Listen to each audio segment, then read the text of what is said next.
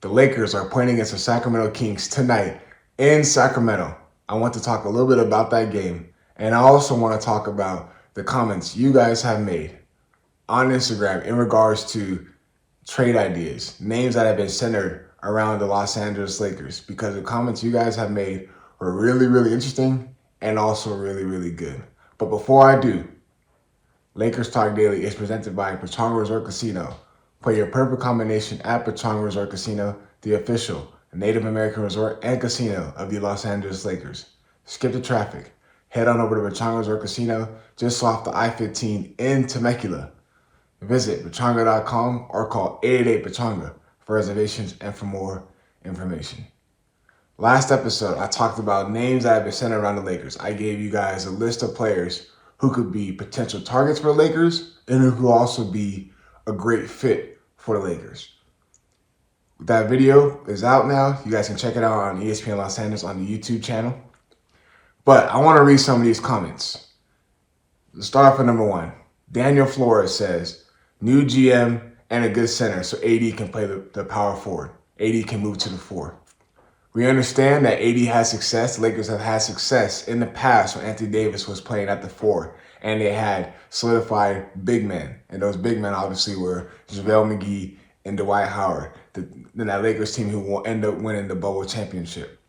We see how much of a threat Anthony Davis was when you have size next to him. Obviously, they're a big man and they were really great rim protectors, and they also crashed the glass and they rebounded really, really well. And that also took a lot of load off of Anthony Davis, having to be the rim protector, having to be the glass cleaner, and then having to provide scoring also on the other end of the floor. So I get the idea of moving AD back to the 4, but you're going to have to find a really, really solidified big man who is able to hold it down in the paint.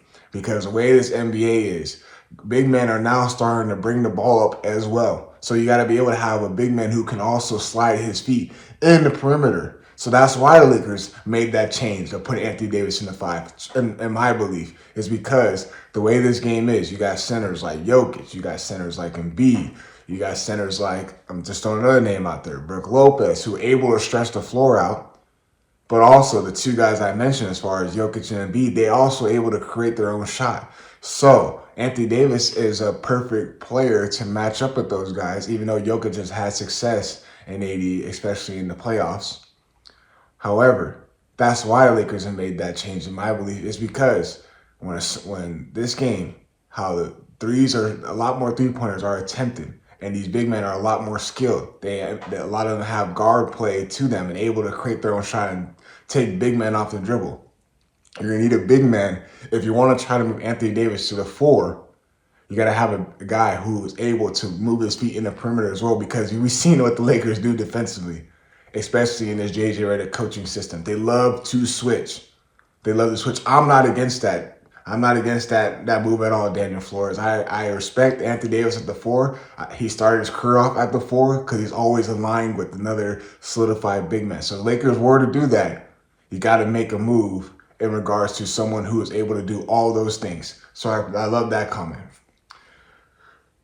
This guy right here, Jose Foshize, love the name on IG, man. He straight up said, trade LeBron, trade him. As I mentioned before in the previous episode, I said it's okay to move on from LeBron James era. I felt like he has done enough with this Lakers franchise, bringing a championship, and he broke a lot of records in a Lakers uniform. Obviously, the success started off really high with LeBron. He brought a lot of attention, he brought a lot of revenue, he changed the way the franchise was going, because we understood that rebuilding year for the 6 years they had those young rising stars. We see how the seasons were going. LeBron came in, he done his part, he brought guys in with them, and Lakers were able to get a championship out of it. After that championship, there has not been recent success. I get it. Injuries happen, moves have happened out of LeBron's control, out of the Lakers' control. However, there has not been that much success, especially when this team has been in between playing and barely making it in that final playoff spot. So if you feel like it's okay to move on from LeBron James era, I'm not against that, because I'm standing on that. It is okay to rebuild around Anthony Davis and move on from LeBron James era. Now the question is, what are you going to get out of that if you were to decide to move? Or if LeBron is going to retire at the end of the season, what is this Lakers team going to look like when LeBron is not in the purple and gold? Love that comment. I love that comment. My guy, RG80_8.ETH. I'm hoping I didn't butcher your name, man. However, in this comment, he said, a PG that will take the ball away from LeBron and move it. A 5 that can play like a 4. Like I mentioned, with the comment that Daniel Flores made, moving 80 to the 4 and getting a solidified big man. It seems like you guys really want this Lakers team to be structured around Anthony Davis. Can Anthony Davis take those keys? Because the Lakers obviously try to give the keys to Anthony Davis. And there has been some success. And then you also have those games where he goes consistently where he's like, man, only 10 points? Only 5 rebounds? Wait, only 8 points? Only 3 rebounds? No blocks? Come on, Anthony Davis. And I'm not saying there's going to be bad games. Bad games happen. It's sports. You're going to have good and bad games. But you can't go consistently back to back and having bad games. And I feel like Anthony Davis has the ability, has a skill set to do so. So I love that comment. It feels like you guys want to go back to that Lakers team where they had a solid big man, a big man who's able to protect the rim. But the comment that 80 made is, hey, we need a 5, but that can also move like a 4, meaning that we need someone that can be able to run up and down, be able to slide their feet. Lakers struggle defensively. So if you want a big man like that, he's got to be able to have a lot of athleticism to him. I'm surprised you guys didn't make comments in regards to athletic defensive guard. Actually, I did see one. I'm going to try to pull that up. But before I do, I'm going to let my partners at Pechanga give you guys a quick word. At Pechanga Resort Casino, you can rock and roll, sip and slide, twist and shout. Play your perfect combination at Pechanga Resort Casino, official Indian gaming sponsor of the Lakers. So I thought there was a comment in there in regards to having an athletic guard, a guard who can play perimeter defense, athletic wing, but I must have overlooked it. But in regards to all the comments you guys made, I thought they're really, really good, and I appreciate you guys in the comment section and giving your opinion. I told you from the beginning, I will read your comments. I will give you that shout out, and please keep on responding. But the Lakers are playing against the Sacramento Kings tonight. Real quick, the Lakers have to do this. They have to do this in order to win tonight's game. Number one, they got to be able to limit the Kings in transition. They're a young team. They're fast. They like to get out and run. How are they going to do when they get back on defense? I feel like the Lakers did a great job against the Memphis Grizzlies on getting back on transition defense. Max Christie did a great job of guarding John Morant. That he's going to have that same assignment when guarding De'Aaron Fox, another quick athletic guard. So the Lakers are going to have to plug up the holes, have a great perimeter defense like they did against that Memphis Grizzlies game. Make every single shot tough. A lot of these guys are skilled. They're going to make shots. They're going to be tough shots that are being made.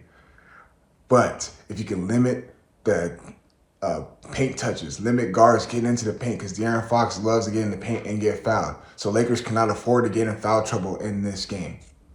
They added another guy, DeMar DeRozan. The Kings have struggled this year. They're still trying to find their rhythm.